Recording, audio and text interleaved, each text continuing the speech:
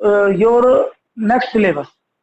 आपको केवल ये पार्ट है, तो आपको इसको करना सोल्व बहुत आसानी से आना चाहिए। आई यहां पर -4 -1 -5 जे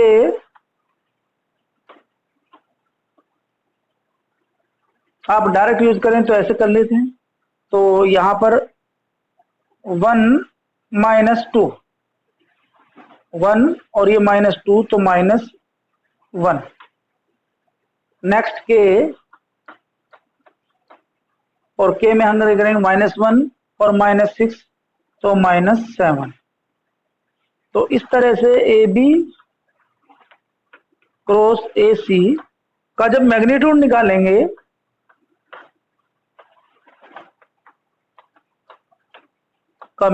निकालेंगे तो दिस इज 5 का स्क्वायर प्लस 1 का स्क्वायर और प्लस 7 का स्क्वायर।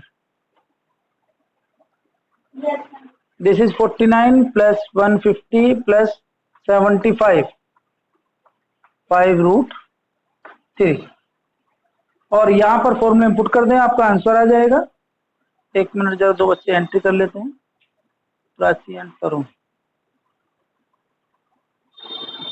चलिए आप वैल्यू पुट कर देंगे इसमें तो आपका आंसर आ जाएगा। एक्सेल का पेज चला जाता है निकल के। ओके, क्वेश्चन नंबर 19 का first part. Second part same ऐसा ही है, आप इसे कर लेना। यहाँ पर आंसर में कुछ गड़बड़ आ रहा है, 107 आ रहा है ना, और हमारा आंसर आया है 5√3। तो मीन्स कुछ गड़बड़ हो गया है। चेक करिए एक बार, कुछ गड़बड़ तो नहीं हुआ है। मैं जरा चेक कर लेता हूँ यहाँ पर। पहले ए बी में देखिए, 2 -1 -1 -3 -4 ठीक है, और 1 -2 -1 ये ठीक है। ए सी -1 -1 -2 2 -3 -1 एंड 3 -2 प्लस, ठीक है। यहाँ पर 1 4 -1 1 4 -1 -2 -1 -2 -1 सोल्व करते हैं तो -4 दिस इज -1 -5 ठीक है। नेक्स्ट जे के लिए तो माइनस लिखा तो मैं इधर से कर सकता हूँ, इसका था माइनस, इसका इधर से करना। ओके, -2 2 हो गया और -1। जे के लिए हमने यूज किया माइनस यूज करा, तो यहाँ पर इसके लिए खत्म कर दिया, तो इसका मतलब 2 -1 -1 आ गया, 1 आया। और के लिए के ये रहा, तो 1, सॉरी यहाँ पर गड़बड़ हो गया, ये 9 है, ये 8 और 1 9 है, और यहाँ पर ये 9 स्क्वायर है। तो 9 स्क्वायर का मतलब हो गया ये 81 81 और 82 और 82 25 107। सॉरी, ये लास्ट में मिस्टेक हुई है। और ये आपका आंसर आ जाएगा। एरिया ऑफ ट्रायंगल एबीसी में यहाँ वैल्यू पुट कर देंगे, 1/2 √107 यूनिट स्क्वायर। सेंटीमीटर की जरूरत नहीं है यहाँ पर, केवल यूनिट स्क्वायर लिखें क्योंकि स्केल हमारे पास कोई डिफाइन नहीं है। क्वेश्चन नंबर 20 21, ये क्वेश्चन जो होते हैं ये कॉन्सेप्ट बेस्ड क्वेश्चन है, और अगर आपको कॉन्सेप्ट क्लियर है तो बहुत आसानी से हो जाएंगे, लेंथी बिल्कुल नहीं होते। एक बार 20 क्वेश्चन पढ़ें, उसमें देखें क्या गिवन है, जो कंडीशन गिवन है उस कंडीशन के अकॉर्डिंग आपको जो केस यानी कि प्रॉपर्टी है वो आती है कि नहीं आती है। क्वेश्चन में गिवन है so that they are collinear. Collinear का मतलब हुआ कि उनसे बना हुआ ट्रायंगल पॉसिबल ही नहीं है। अगर 3 पॉइंट कोलिनियर हैं तो ट्रायंगल बनेगा ही नहीं, और अगर ट्रायंगल बनेगा नहीं तो एरिया ऑफ ट्रायंगल 0 आना चाहिए। बिल्कुल सेम कॉन्सेप्ट यूज होना है जो हमने उससे ऊपर क्वेश्चन में यूज किया था, यहां पर भी यूज होना है। तो यहां यूज करने के लिए so that the points whose position vector are given below are collinear. तो ये दो तरीके से हो सकता है, एक तो A B parallel B C का कंडीशन अप्लाई कर दें, क्योंकि कोलिनियर मतलब सेम डायरेक्शन है। तो अब हम बाद में अप्लाई करेंगे कि B is common point so they are collinear, क्योंकि साइन 0 0 हो जाए, दोनों बीच में एंगल तो है ही नहीं, या तो 0 है सेम एंगल है, या पैरेलल है तो 180, दोनों में ही साइन 0 0 हो जाता है। साइन 0 0 और साइन 180 ऑल्सो 0। तो अकॉर्डिंग टू दिस ये 180 है तो, और पैरेलल में सेम एंगल है तो, दोनों में कंडीशन ये है, पैरेलल लगाएंगे तो ये लगाएंगे A1/A2, आई के कोफिशिएंट, जे के कोफिशिएंट, से के कोफिशिएंट आर प्रोपोर्शनली। ये कंडीशन बहुत जगह अप्लाई होती है। और या फिर area of triangle ABC is equal to 0, ये भी कंडीशन अप्लाई।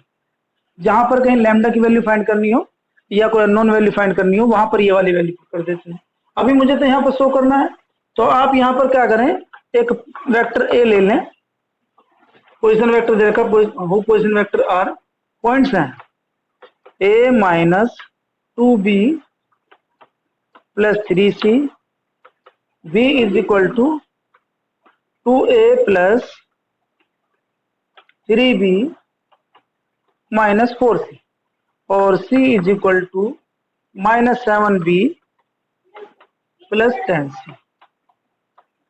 अब आपके पास ए बी होना चाहिए और बी सी होना, ए सी होना चाहिए।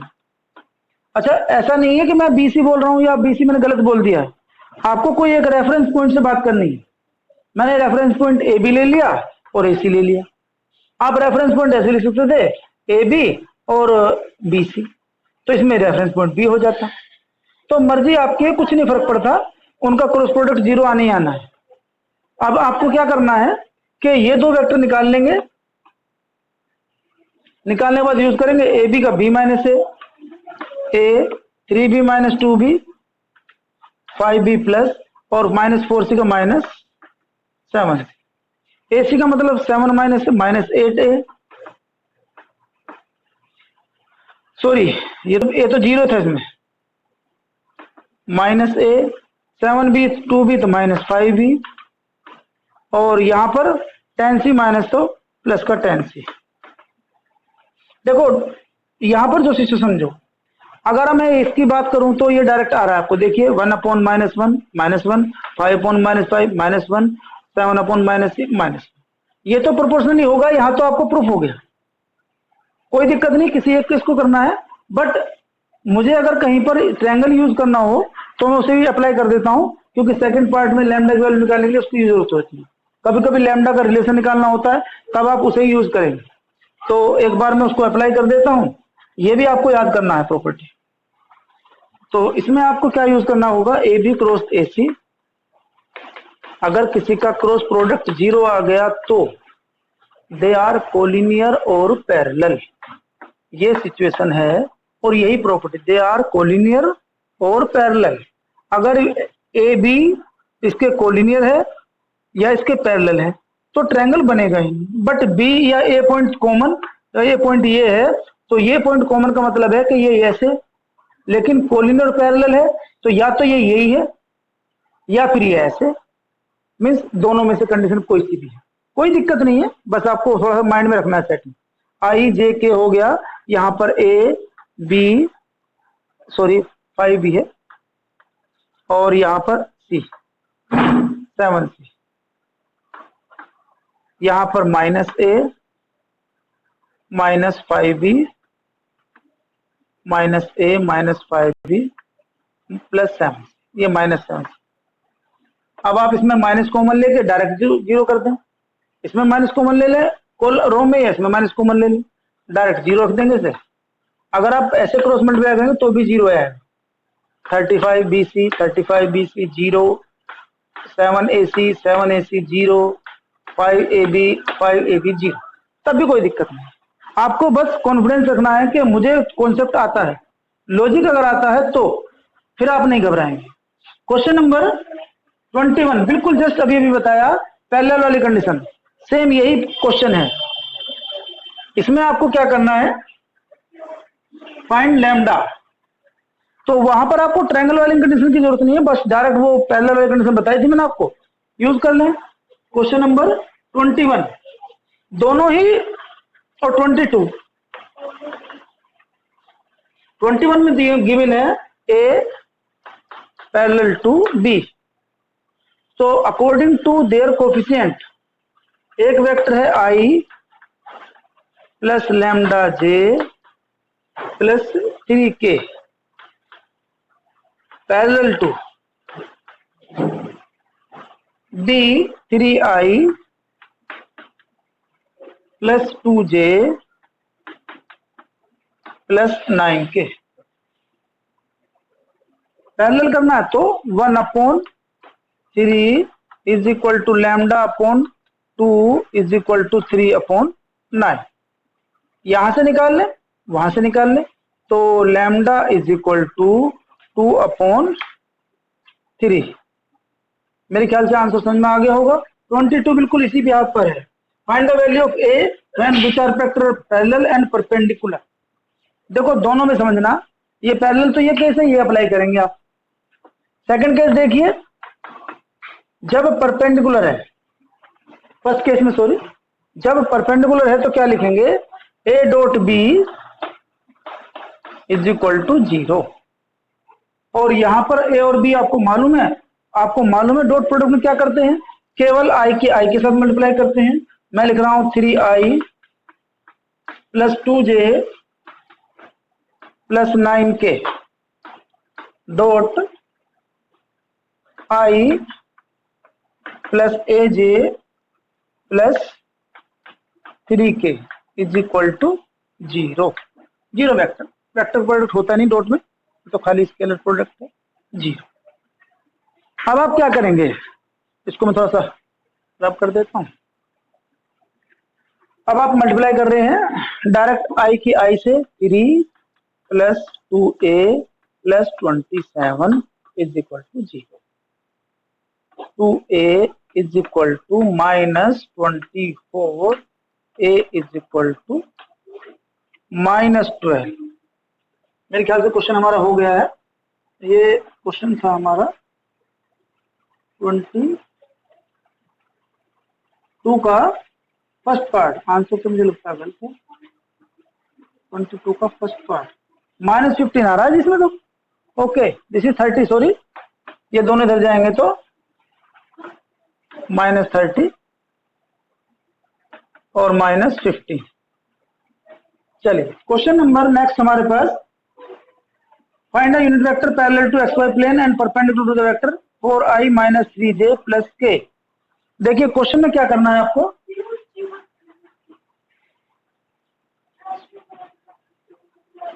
क्वेश्चन में करना है आपको कि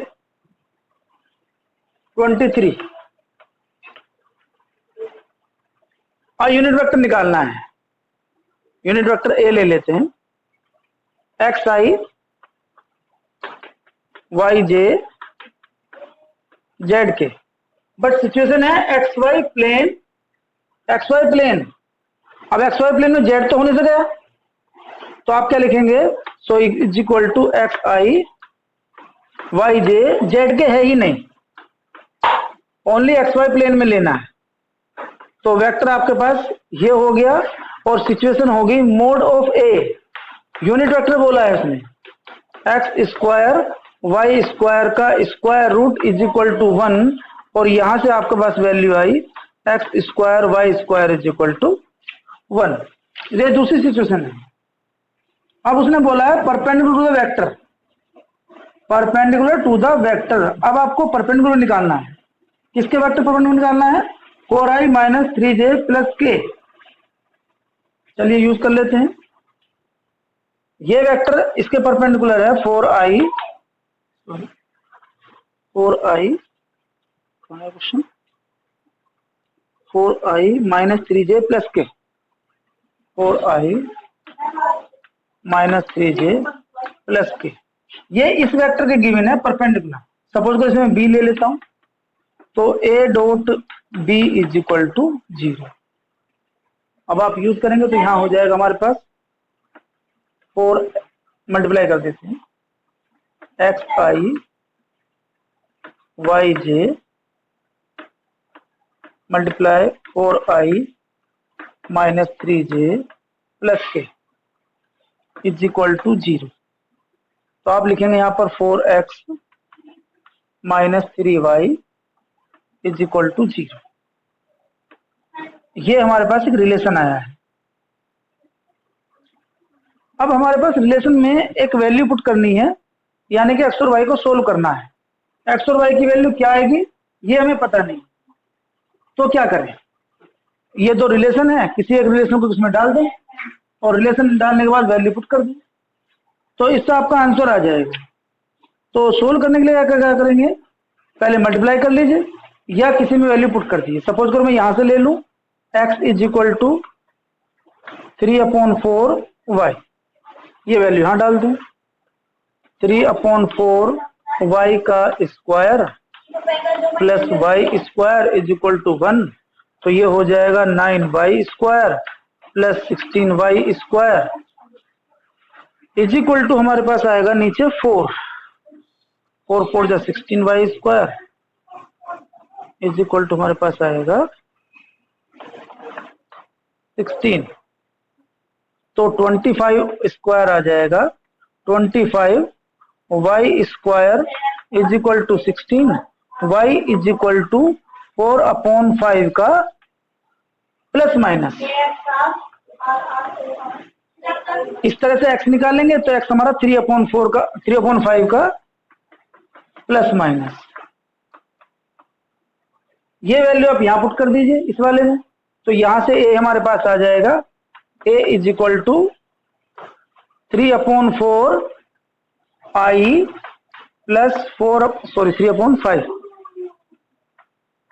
और 4/5j प्लस माइनस, ध्यान रखना इसको डायरेक्ट कॉमन ले लीजिए, आपको थोड़ा सा एग्जाम में ऐसे लिख लेना 3i प्लस 4j, ठीक है, डायरेक्ट कॉन्सेप्ट था, बस क्वेश्चन यूज करना था उसमें। अभी इसमें जो नेक्स्ट क्वेश्चन है, by vector method obtain the perpendicular distance of the point, आप इसे एक बार उतार लें, कॉपी कर लें, ठीक है। इसके